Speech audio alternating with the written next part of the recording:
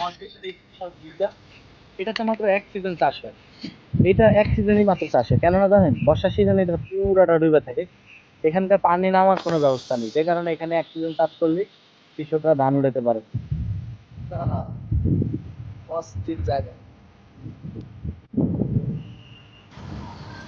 আসসালামু আলাইকুম বন্ধুরা, আজকে যাব হচ্ছে লোহার তুলসীখালি ব্রিজের আগে একটা বালির মরুভূমি বললেই চলে, বিশাল বালি।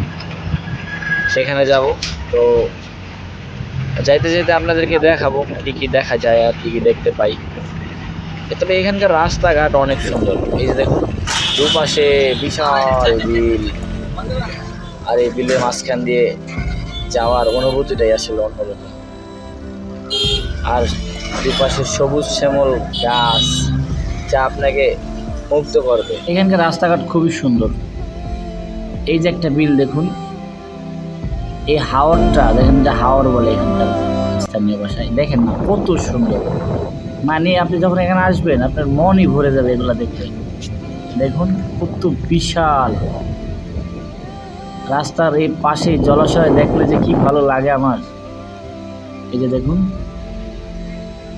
এই রাস্তাটা একেবারে দুপাশে বিশাল দুটো বিল, এর মাঝখানে হচ্ছে এই রাস্তাটা। তা আপনাকে আরো বেশি মুগ্ধ করবে। এরা এটা কিভাবে দেখতে পাচ্ছেন, বিলের ভিতরে নামাইছে। বড় একটা দেখুন না, নৌকার মতো একটা, অনেকগুলো লোকও আছে বটে।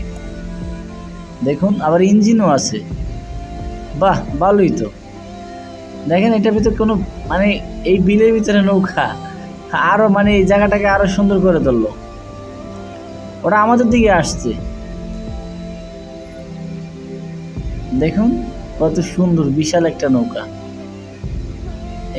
এই ধরনের নৌকা তো সচরাচর নদীতে চলাচল করে, এরা বিলের ভিতরে আসলো কেন? ও হো, এরা ব্রিজের নিচে ঢুকাই দিছে। মাথা ফাটবো না তো আবার? এরা খুব চালাক, ব্রিজের নিচে ঢুকাই দিয়ে আসতে মাথাটা নিচু করে দিছে। ওরা আমাদের দিকে তাকাচ্ছে। কি অসাধারণ! আমরা একটা নৌকার নিচে উপরে দাঁড়ায় আছি, আমাদের নিচ দিয়ে একটা নৌকা চলে যাচ্ছে। চিন্তা করা যায়? দেখুন কত প্রশিক্ষণপ্রাপ্ত তারা। ও এই পাশ দিয়ে বের হয়ে গেছে। কি অসাধারণ রে ভাই! ওরা এই পাশ দিয়ে আবার বের হয়ে গেছে। দেখুন না কি চালাক তারা, এবং কি সাহসী। একটা ইঞ্জিনওয়ালা নৌকা, তারা ব্রিজের এটা তো কালভার্ট, বুঝলো না? কালভার্টের নিচ দিয়ে ঢুকে দিচ্ছে। দেখেন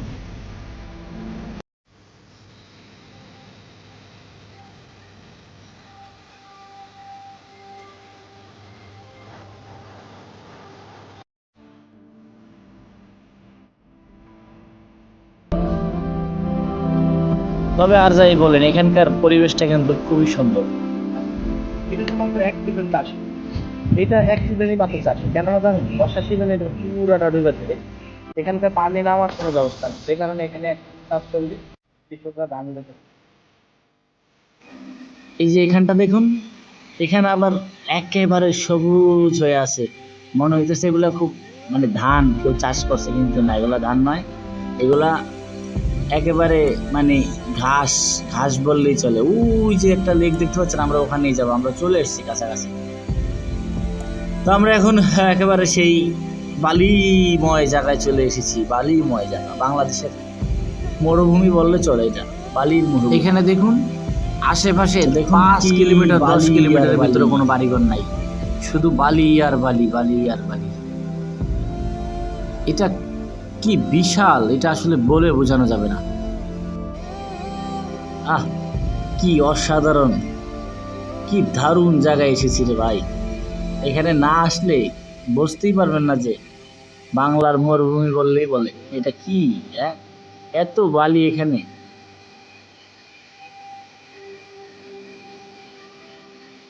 হাঁটছি আর হাঁটছি, বাহ, অস্থির জায়গা, শুধু বালি আর বালি, বালি আর বালি, যেদিকে তাকাবো বালি।